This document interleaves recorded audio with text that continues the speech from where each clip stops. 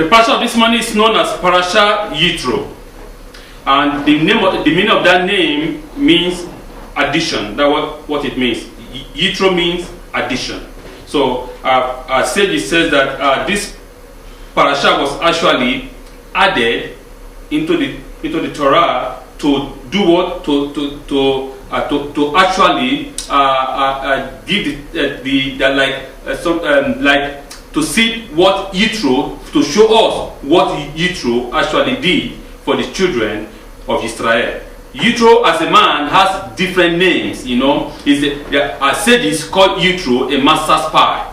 So they gave him different names, Penuel, Yitro, father-in-law, Moses, and so on and so forth. He has 10 different kinds of names, and they also call him Potiphar and so on and so forth, but we are going to stay to what the Torah said. Torah called him Yitro, father-in-law of Moshe. So, and this gives us a kind of special meaning to this parasha of this morning. We have to realize that in the parasha of this morning is the first time that a foreigner, non-Israelite, his name was given this parasha, Yitro. And in this parasha that is a parasha that the Lord God gave us his 10 words, which they call the 10 commandments. Can you imagine that? This is when the Lord himself descended upon the mountain and he gave us his word, and his name, this parasha is named after a foreigner, not an Israelite, a foreigner. So it gives us a very, very important meaning, a very, very important understanding that the commandment, that the word, the 10 word or the 10 saying is not only for the children of Israel, but actually for the entire world. That the goyim, that even those people that we call the unbelievers, they are also included, also involved in keep the 10 saying or the 10 words. We learn in Avot chapter 6 verse 2, Rabbi Yehoshua ben Levi said, "Every single day a prophetic echo emanates from Mount Horeb, proclaiming, 'Woe to the Israelite people for the humiliation of the Torah.'" I repeat, Rabbi Yehoshua ben Levi said, "Every single day a prophetic echo emanates from Mount Horeb, proclaiming, 'Woe to the Israelite people for the humiliation of the Torah.' For whoever does not occupy himself with the Torah is considered reprehensible, as the verse said in Hebrew chapter 11 verse 22, 'Like a golden ring in a swan's snout is a beautiful woman, without discretion.' It is also written in Exodus chapter 32 verse 16, 'The tablet were God's handiwork, and the writing was God's writing, engraved on the tablet. Do not read the engraved, but the freedom, for no man is free unless he devote himself to the learning of the Torah. But whoever devote himself to the learning of the Torah will be exalted, as it is written in Numbers chapter 21 verse 19, 'From gift to the heritage, and from the heritage to the high places of exaltation, from Metana to Nachniel, and from Nachniel to Bamoth.'" This is what the rabbi is saying, that every single day a prophetic echo from the Mount Horeb saying, "Woe to the Israelites for them not keeping of the Torah." For we need to understand that the Torah is two-edged. It's not just, okay, this is Torah and that is it. You love God when you want, and when you don't want, you keep him aside. God is what? God is a spare tire, It's not the main tire, but it's a spare one. When you need him, you just take him and replace him. When you don't need it again, you take it away, you put it. Like one pastor, which I heard saying that many people want to serve God part-time. You see? It's a kind of a part-time worship or a part-time service, not a full service. People want to serve God when it favors them. When they're in trouble, they run to God. God help me, this and that and that. And when the trouble is over, what they do? they relax. God is secondary, no more primary. You know, when they eat and they take in their neck, when they grow fat in their heart, God is nowhere to be found. But when they are lean, when they are starving, then instantly God is God. They start looking for God everywhere. No man is free unless he devotes himself to the learning of the Torah.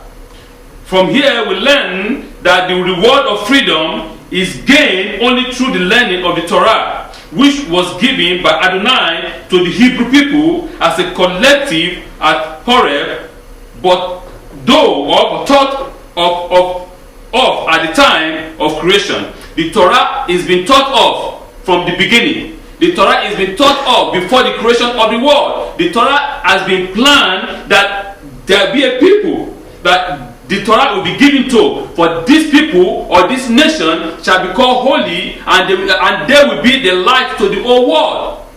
Israel is not just Israel because we are the children of Abraham, Isaac, and Jacob.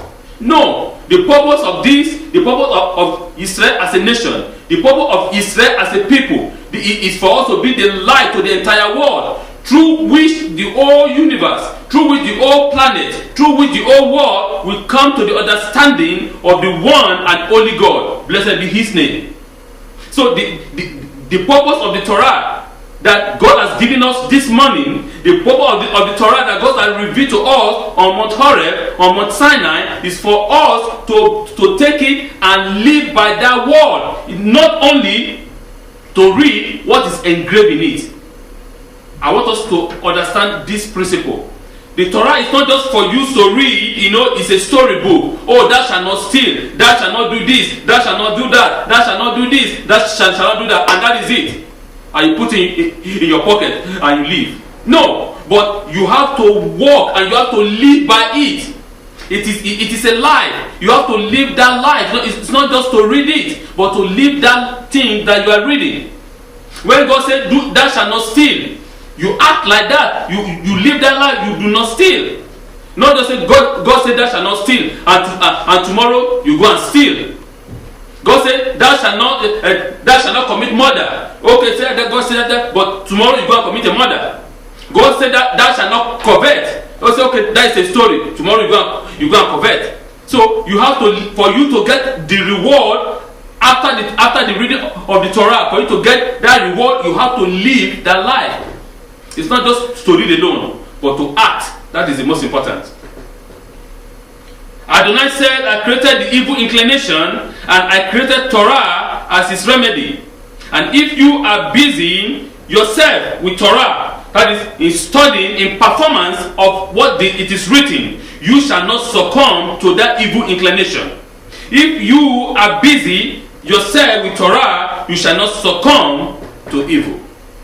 Because God said, all things that I create are good. Everything is very, very good. It doesn't matter the positive or the negative. God said everything that I create is very good. But what God is saying, that I create the negative inclination, and I created the Torah as a counterbalance. For we have to understand and know that in God, in the spiritual realm, everything has to be balanced. There is no disbalance in the kingdom of God. All things are balanced. So the evil inclination that God created, the same way God created the Torah as a counterbalance to that evil inclination. When we as a people, when we as individuals, when we as a family, when we as a synagogue, as a congregation, busy ourselves in the study of the Torah. Not just only the study alone, but in performance of the Torah, in doing exactly what we read, in listening and be obedient to the word of the living God. Then the evil inclination has no power over us. Absolutely. Because God has given you the remedy over it. It's like somebody is having a bacterial infection. God has given us the understanding and the knowledge to make drugs against it. God show us some leaves. We take all the leaves, you do it and you drink it. And those bacteria are killed. It's a counterbalance. So that is what God is saying, that the evil inclination that is created, that is also the Torah that God has given us to counterbalance the evil inclination. You don't come and say, you know what, there is no balance. No, there is a balance. And the Torah is a balance to that evil inclination. One is only truly free when he has defeated the evil inclination. Or that being, when you cease to become a slave to your own will. This is the task of mankind and the reason why the Torah was given to the Hebrew people on Sinai. A man is only free. A woman is only free. A people are only free when they defeat the evil inclination in them. When they rise above the animalistic part of their life. When we rise above that animalistic part, when we cease to behave like an animal, when we cease to commit murder, when we cease to covet, when we cease to worship other gods, when we cease to worship idols, when we start to respect our father and our mother, when we do that which is just and right before Him, then are you truly free. That is just an introduction to the parasha of this morning. The parasha relates the revelation of Adonai on Mount Sinai and the giving of the Torah to him, to Moses, and to the children of Israel. This is undoubtedly the greatest recorded historical event since creation, where God Himself revealed Himself to millions of people, and the people saw and heard the voice of the Holy One, blessed be He. I'm saying that this is one of the greatest miracles that ever happened also after the creation of the world, whereby a God will descend upon the mountain and speak to millions of people at the same time. Not that, the servant of God, a pastor or a rabbi or somebody went and come back and said, oh, God spoke to me. No. They all heard what God said. Each and every one of them, hundreds and millions of them, they heard that this is what God is saying. God spoke to them and they saw God, all of them at the same time. So, this is as God said that this is to show Moses that so that the people will believe in Him forever. So that people will know that yes, it is Him, it is God Himself that is commanding this event. That it is God Himself that has taken them out from the land of Israel and is bring them onto the wilderness, onto the mountain, to give them His tent saying, and to lead them to the land that flowing with milk and honey. The parasha, however, began with the arrival of Yitro, the father-in-law of Moses, at the Mount Sinai, and detailed his advice to Moses as how to judge the people. Commentators differ as whether the section of the parasha relating the arrival of Yitro and his advice to Moses occur before or after the giving of the Torah. First, the Torah teaches us how to judge, and then it details the law for what goods are laws if they cannot be implemented. Exactly. What goods are laws? What goods are the commandments if you do not live by it? It's of no good. What good is the word of God if we cannot live exactly according to what God has commanded us? We are just wasting our time. What good is it that your father and your mother are telling you something and you refuse to obey? It's of no good. But remember that when the consequence comes, you are wholly responsible, and the consequence will be so hard. So then this parasha of this morning, to let us know, so that before I forgot, I subtitled it The Messenger and the One-Man Court of Justice. The Messenger and the One-Man Court of Justice. That is, the messenger is Moshe, and Moshe is also the one-man court of justice. But we are going to see how the Holy One, blessed be He, is going to advise Moshe on how to deal with this test that is before him. Yitro is a portion in which the children of Israel arrive at their spiritual, intellectual, and moral destination. It is the portion in which the former Hebrew slave choose to become a chosen people, choosing the responsibility of the 613 mitzvot and all their accountability.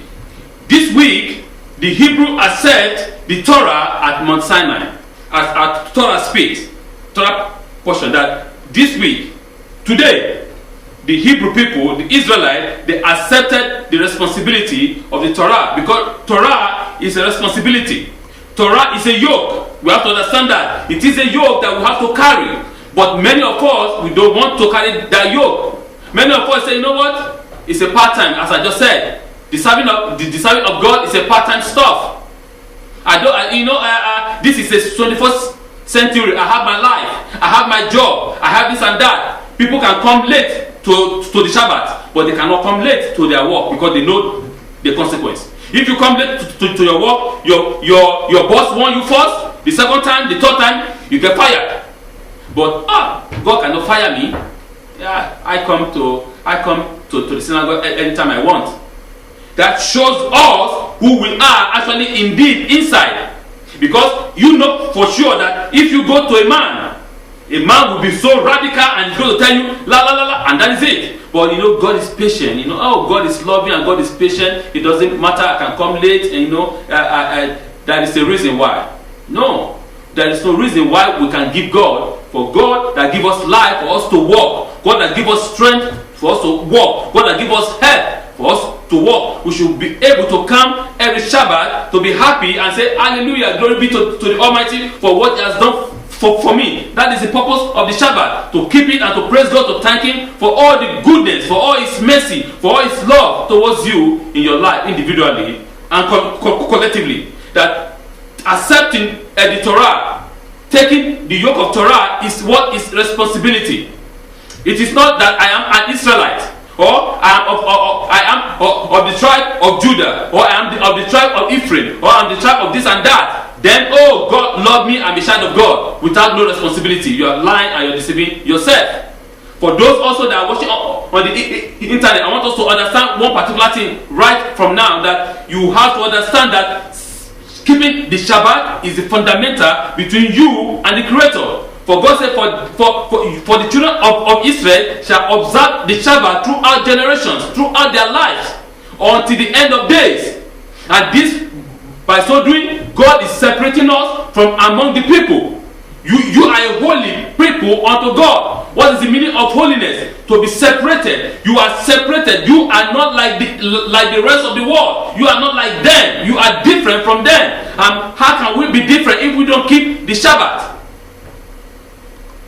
This is the day that God has set apart and blessed, that we should come and worship before Him and rejoice before Him and be exalted and let all our trouble, our problem before Him. And He is going to take care of it. That is the purpose of the Shabbat. The purpose of the Shabbat is to rejoice, to praise Him. So that we can be a different group of people. We are different from among them. We are not the same like them. But suddenly, most of us, most Israelites, they want to assimilate themselves, they want to be of the world. And God is saying, you are not like the rest of the world. You are a solitary people. A group of people, a separated people.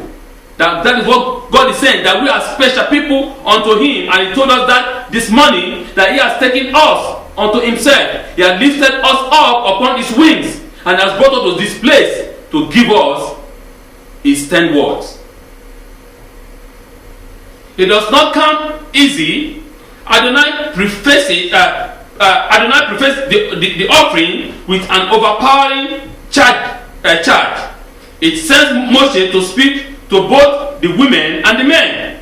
You shall be to me a kingdom of ministers and a holy nation. Exodus 19:6. Accepting the Torah includes the responsibility of a holy nation, a new moral dividing rod for a world fried with immorality. But they were up to the challenges and they responded as such, that all what God had said we will do. According to our sages. Our sages said the Torah was offered to different nations. It was offered to the Ishmaelites. Ishmaelites said no, because I cannot do without robbing. It was offered to the children of Lot. The children of Lot said no, I can't do it because I am an idolater. If God can remove the word, do not commit adultery, then I will accept. Then it was offered to other group of people. But they all say, no, I'm not, I can do this because of this and this and this. But when it came to Israel, God offered to Israel, and what did our forefathers say? All our forefathers responded, "Oh Adonai Sibaot, whatsoever you say, we shall do. Whatsoever you tell us, we shall do." We don't want to say, remove this or remove that. We will do it. That's what God is saying. And that is what the people responded. They will say, all what God said, we shall do. So it is a responsibility. We have to understand that it is a responsibility. And as in fact, as a responsibility, we have to live according to that, because the world was devoured of what? Of immorality. There was no morale in the world. Everybody was doing whatsoever they want. Everybody was committing murder, evil. And God gave us the Torah to counterbalance that, so that the world can see that there are a group of people that are different. That the Torah said, "This shall be your wisdom before the people."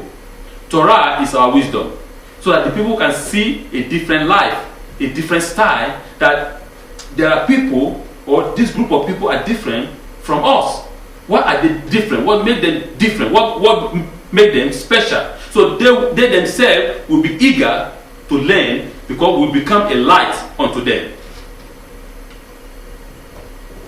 But Moses did not look up to heaven with a content smile, as if he was a brother sharing a meal with a father who was washing over the blenders.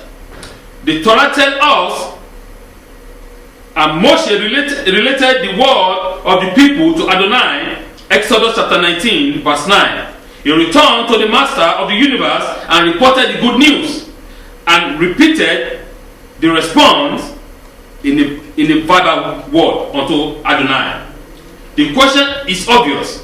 Moshe knew perhaps better than any mortal being, that every action, gesture, and thought of any inhabitant of this planet is duly recorded by the Almighty. Why then did he report back the response? Adonai, as well aware of the enthusiasm and willing acceptance of the people. Furthermore, by telling us that Moshe went back to Adonai, isn't the Torah opening a Pandora box? Could one possibly infer that Adonai needed Moshe to find out the response?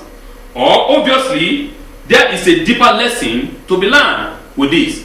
Because the Torah said, and Moses went back unto God, happy, rejoiced, and said, "The Lord God," this is what the people responded. "How will we obey, what we do?"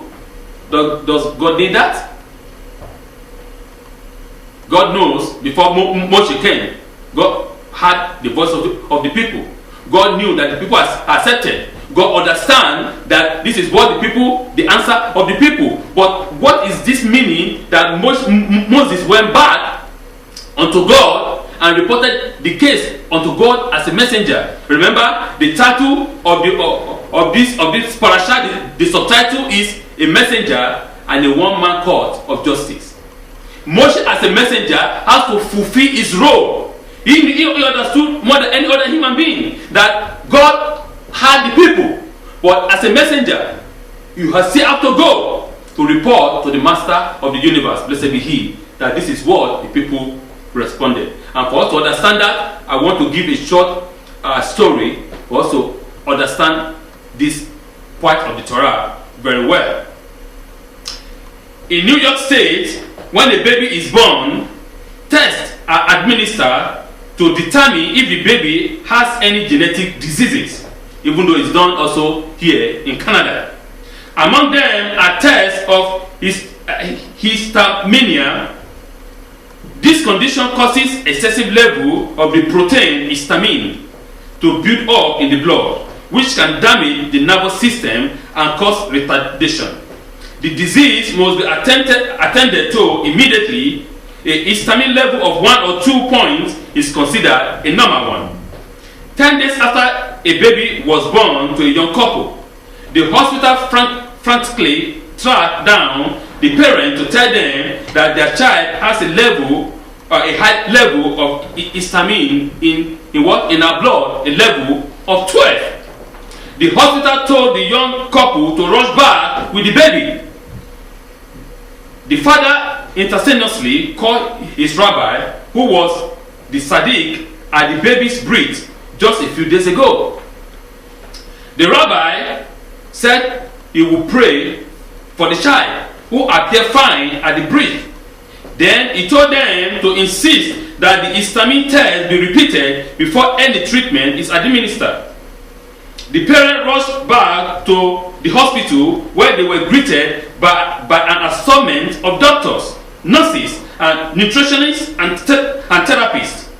The staff wanted to admit the newborn into the hospital immediately. They warned that if the baby was not admitted, permanent brain damage could result. The parent insisted that the test be re-administered, to which the doctor grudgingly replied, "We will redo the test, but understand," they grumbled, "that these tests are extremely accurate. We never get a first reading." They re-administered the procedure and came out with a total different figure than the first one or the first time. The histamine level was a bit/1. After further review, they realized that the first test was not off. But what happened? The technician was. He put the decimal in the wrong place. The original reading should not be 12 points, but it should read 1.2, not 12, because the technician put the decimal at the end of 2, making it 12. The couple, quite upset about the unnecessary scare and trauma, drove with the baby straight to the home of his rabbi to inform him what the whole ordeal was a mistake.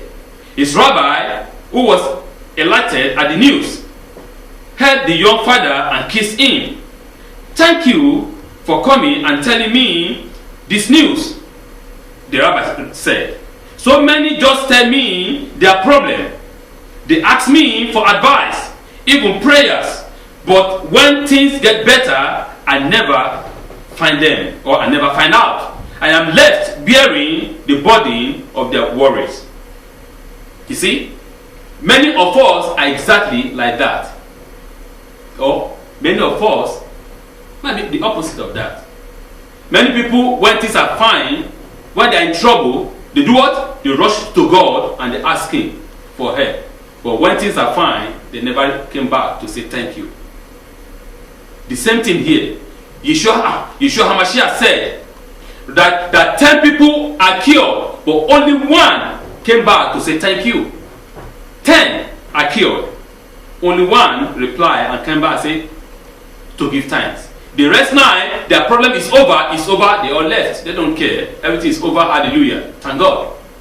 You see? So this is what I am saying. I'm saying that even though the rabbi understood, he said, many people come to me to seek help, to seek prayer and so on and so forth, but when everything becomes fine, when everything is what hunky-dory, they never remember to come and come back and say, thank you. You are not saying thank you, understand, it's a principle, please. You are not saying thank you to the rabbi, no. But you are saying thank you to the Almighty that used that rabbi to help you. So the rabbi is a two-way relationship, okay? So that the rabbi will be happy. So that the rabbi will say, thank you, Lord, because you are hearing me. I know that you are with me. I know that you are hearing me always. But when you come to your rabbi for a problem, right? And the problem is solved and you disappear. The rabbi is thinking in his mind, what is going on? He's worried about you. His mind, his heart is heavy because of you. He continues to pray for you and over, repeating that prayer over and over again, not knowing that the problem has been lifted. So that is what he's saying, that when your problem is prayed for and that problem is lifted and it disappeared and is gone, we as a people, we as a person have to come and say, thank you, Lord, for what? For lifting that problem off, so that the rabbi himself will rejoice together with you, just like Yitro rejoiced with who? With Moshe. Yitro was a special man. Yitro was a man, a master spy. That's what as Sage said. Yitro has different names. He disguised in different form and in different shape, but it's still the same man. It's Yitro. So in this parasha, as I said, a non-Israelite a non-Israelite was given the honor to that this parasha is named after him, because this man called Yitro was loyal to Abraham. He was loyal to his descendant with his life, with his own life. He sacrificed himself with his life to protect the people of Israel, because he was loyal to their forefathers, according to our sages. Now, Moshe knew that Adonai had the answer of the Hebrew people very loud. It's not, if not louder than what Moshe came to come and report. But he was sent on a mission, and he had the responsibility to convey the good news. But he wanted to send the Hebrew people a message as well. He taught his people that before one can receive the Torah, he must be a good messenger. Everything that we study, everything that we do on earth is but a message that must be accounted for before Adonai. Even if Adonai knew what we are doing, we must return with a report of accomplishment. Even though the Holy One knew exactly every second, every minute, every thought of our mind, even though the Holy One knows everything that we're thinking about, still yet, we still have to come and give a report of accomplishment. And say, God, this is the message you send, this is what I see, this is what I did, this is what I did, this is what I did. I accomplished everything, I did everything as you have commanded me. God knew. Before you come, you know that you have done everything exactly the way He commanded you. But He's still here as a messenger, as a good messenger. You come and report to your father. Go, Father, thank you. Everything you commanded me, I did. You can see it. I did everything perfectly well. But what do you think? And God will say, oh, that's my son, that's my daughter. You did well, you did fantastic. So, as a messenger, as each and every one of us are what? A messenger here on earth. The only one that sent us here to be a light to the world, to be a light to our family, to be a light to our surrounding, to be a light to our community, to be a light to our town, and to be a light to our country. So that is what God is saying. Each and every one of us are light to the world. So because God had sent us, we have to come to give a report and say, God, this is the report of my work. This is what I did, and this is what I did, and this is where. If I made a mistake, help me to do this and this better, the more the next time. So coming down now to what? To one man court system. To the one man court system. We again are here in this Torah reading. After the granting of the Torah on Sinai, Moshe attempted to institute a one-man himself system of justice for the Hebrew people. In theory, this is an ideal system for everyone who wishes to be heard and judged by Moshe. There cannot be anyone better or wiser to hear dispute and render clarification of the Torah ordinances and value than Moshe Rabbeinu. Yet, like many, if not even the greatest idea in theory, do not usually work. It do not usually work out in practice in the messy world of everyday human behavior and life. How can you, as Moshe, start from morning until evening? No, I don't know if you take breakfast. I don't know. I don't know if you take lunch. And I don't know if you take dinner. Because you are busy, the people are lining up. Thousands of them want to hear from you. Want to hear the ordinances and the justice of God. Maybe a problem from a brother and a brother, a problem from a fellow, they have to solve it. And the man is sitting down from morning until evening, judging. Yitro said, you are going to kill yourself. You can do this. Even though if you are a superhuman being, as many people think, as many people want Moshe to be, God is with him. God has the power of God, he has the anointing of God. He can do all things. Yeah, he can do all things. He can do it because you have the anointing of God. But it's not practical. It doesn't make sense. Yitro, his father-in-law, understand? The Torah said Yitro, the what? The minister of Midian. Yitro, the Hakohen of Midian. So Yitro has a lot of experience. Yitro understood this perfectly well. So he's teaching Moshe, who is just a young man at the age of 80. He's a young man. He's coming and said, listen, my son-in-law, understand, what you are doing is not good. What you are doing is not right. If you do this, you are going to wear yourself out and the people will get tired of you. Heed my advice. Do this, do this, do this, do this, and do this. Then it shall be well with you, and the people will bear with you. If it is us now, or some of us that are calling ourselves rabbi, we say, who are you to condemn me? Who are you to judge me? I know more than you. I know everything. God is speaking with me. God is communicating with me. I can do everything by myself. Who are you to tell me what to do? Pride, pompousness. But Moshe was not proud. Oh, he was sober. He was calm. He understood perfectly well what Yitro was saying. And the Torah said, and he did exactly what his father-in-law advised him. Because it was true. God told him, the guy makes sense. He is not an Israelite. This man is not an Israelite. As some of our chief rabbis or some of our big rabbis to come, who are you to tell me, are you an Israelite? Where did you convert? Who converted you? You see, the kinds of that, this kind of pride, in most of our rabbis, it is true. Who are you? You are a baby. Who are you to come and tell me what to do? Who are you to come and advise me on how to run the synagogue? You don't even know if it is God that is directing that person or that boy or that girl or that woman to give you an advice on how to be a better person, on how to grow more people, on how to add more people, on how to discern the wisdom of God unto the people. But because you think that you went to the biggest yeshiva in the world, because you think that you went to the best Torah school in the world, nobody can advise you. God, the Almighty, blessed be He, was the one that was training Moshe.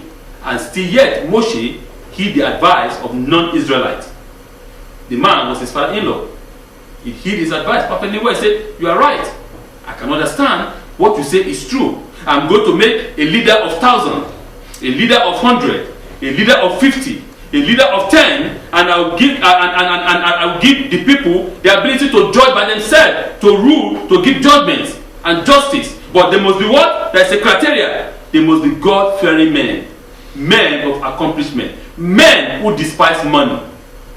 Because as it is written in the book of Ecclesiastes, what type, who is a judge? A man that fear God, a man that despises money that cannot be bought, a man that does not take gift and cover his eyes. Oh, you know what? Henan is my friend. He give me money every day. Because Henan is a businessman. He put thousands of dollars in his envelope and said, Rabbi, this is for you. Rabbi, this is for you. Every week he give me 5,000 and I put it in my pocket. And Henan is doing bad. He's doing evil. I close my eyes. Henan, hallelujah. And I continue. God bless you. God bless you. Because of money, I close my eyes and I do not say what is truth. And because Hezekiah it doesn't give me money, I come and say, even though Hezekiah is doing what is right and just. The money blind the face of the judge. That is the world that we live in. A murderer is a businessman. A man that steals money, a man that you trust your money in his hand. He said, I am a kind of a what? I'm an investor. Come bring me your money. I will invest your money in the right way. You trust him, you give him all your money, and this man fraud you, take all your money. Many people went to go and commit suicide because that is their last money, their last investment. Many people, they go and jump into the sea, into the lake, into the river, because they have no any other means of survival, because somebody fraud them of their life-saving money. Right? You commit a murder and you make from fraud. And instead of the court system, our own court system, instead of them to take such a man and jail them for life or even execute them, because people die because of their action. People die because of what they did. Because this man is a millionaire. The man is a billionaire. He has the money to buy the highest lawyer in the world. The best lawyer. They are liars, He has the money. He take the best lawyer and he stood before the judge and they start arguing the so-called the case.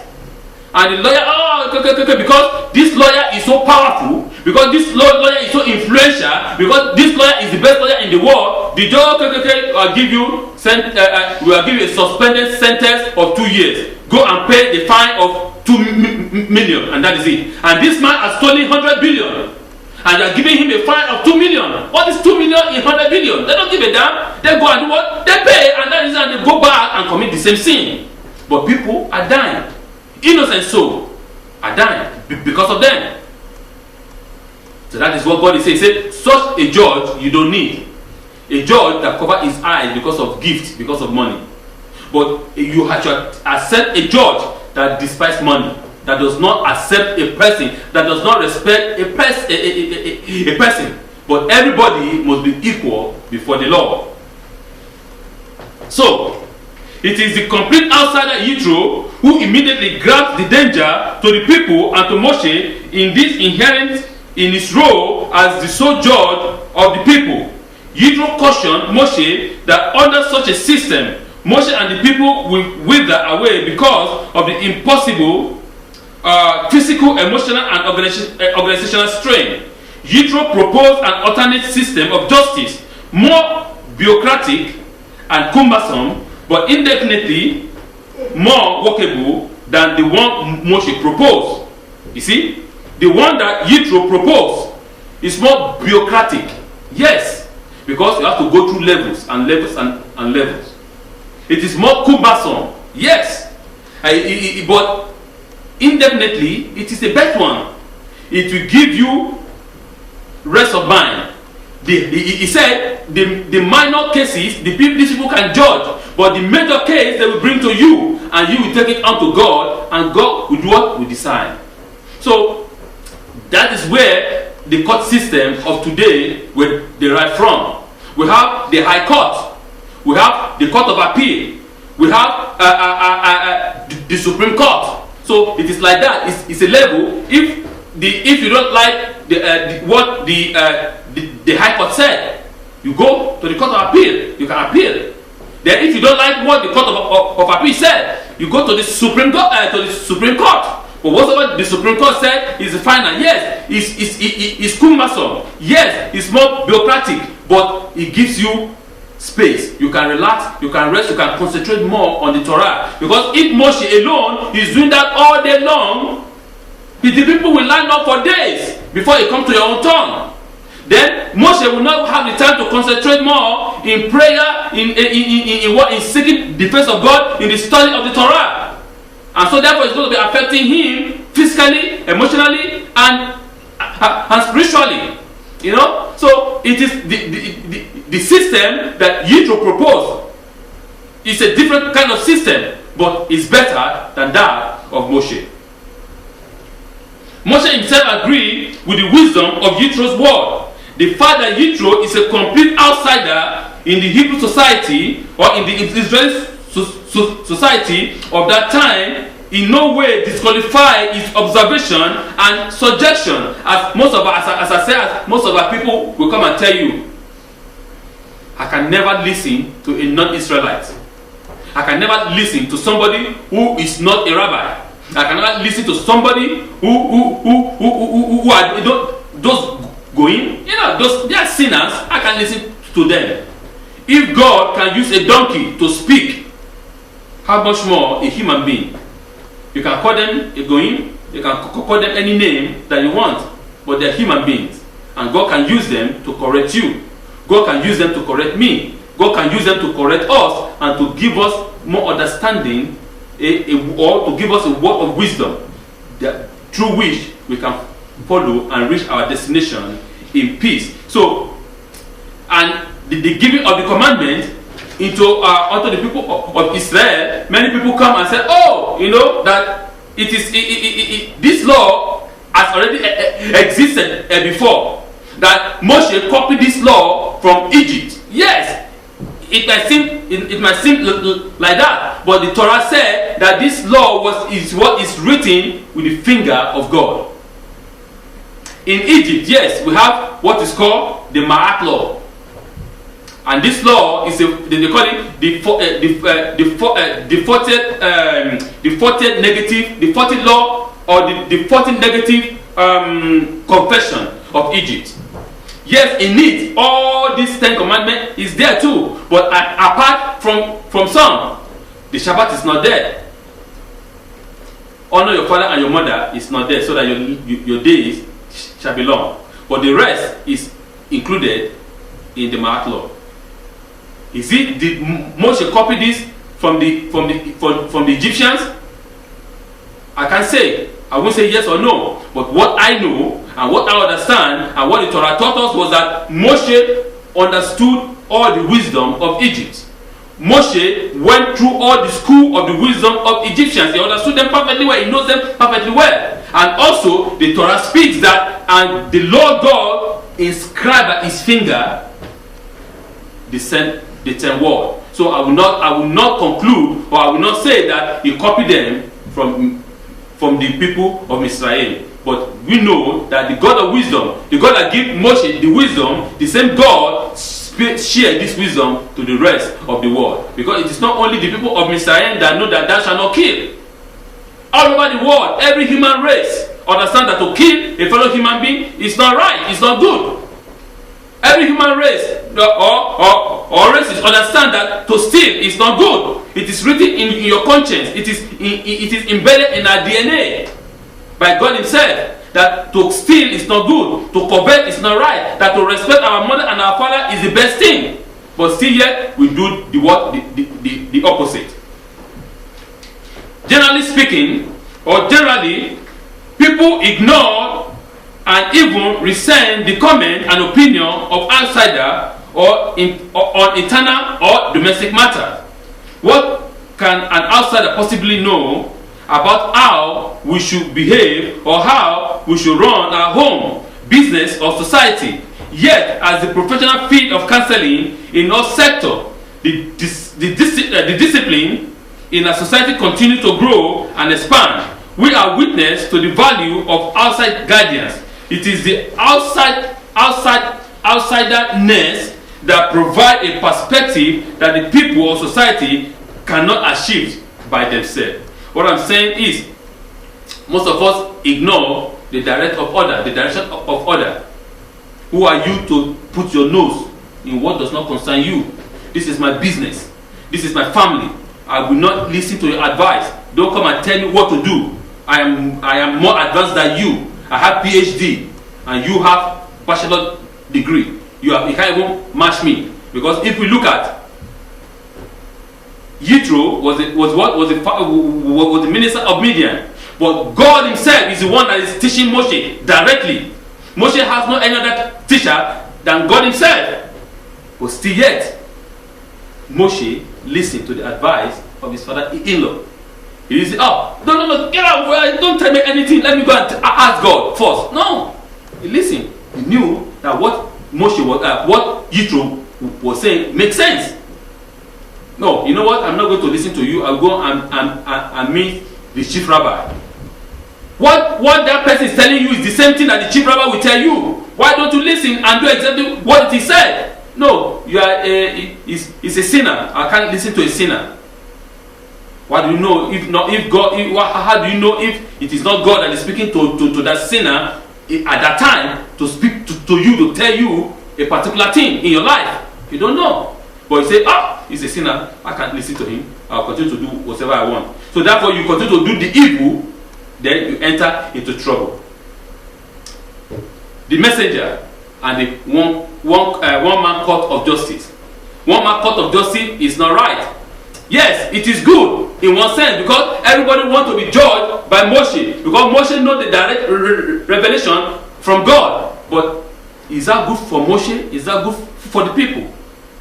It's going to wear him down. He won't have the energy, the strength to continue. He's going to die before his time. And the people will get tired and get weary because you cannot line up for 3 days waiting for your turn to be judged by Moshe. Right? So this is what God is saying. That we should try to be sober. We should try to listen to the advice of others. It doesn't matter. Is he a child of God or not? you can actually get a message from that man who you think is not a child of God, because he's an outsider. He can give you a vivid, justice. He can give you a vivid his own thinking, because it won't be biased. It's not someone that is inside. Because when I ask somebody, oh, you know what, I don't want to offend her, I don't want to offend him. Some of our people, we tend to be biased in our, in our advice, or in whatsoever, in one thing or the other. But an outsider is independent. An outsider is not biased. It will tell you, this is the way I see it, this is the way I see it. I think you should do it this way. That is what God is saying. Try to be try to what? To be obedient. Try to seek. When you seek, you shall find. When you knock, the door shall be open. When you ask, it shall be given. So therefore, this morning, that is what God is telling us, Parashat Yitro, that we, as a child of God, should come close. And God has given us his 10 word, that we should live according to that 10 word. Not just to read it alone, but to live by it. The second person in the Tanakh that God used, who is a non-Israelite, was who? Was Ruth. Ruth was a non-Israelite. And he has a book, the book of Ruth, that God honored her for what she did to the Jewish people, or to the people of Israel. So you can see the balance. The man, Yitro, and the woman, Ruth. God is always balanced. Things are always balanced in the Torah. So for you, for us to seek that which is true, which is just, we should try to listen, not only the advice of the Torah, not only the advice of the rabbi, no, but your friend at work, God might use him or her to speak to you in a different way, that in a way that you did not even understand before. So that is what God is saying. Please, my people, let us be sober, not to be high-minded, not to be proud, but to be sober, to listen. Because God can speak through anybody. And that word might be like what? Like fire. You have been looking for things for thousands of years. That God can use a baby to speak unto you, and it will make sense. And God can give you the answer of what you have been seeking for through a baby. You can't say, this is a baby, he doesn't understand anything. No. God can speak through anybody. So please, let us be obedient to the word of God. The messenger and the one-man court of justice. Parashat Yitro. Shabbat Shalom.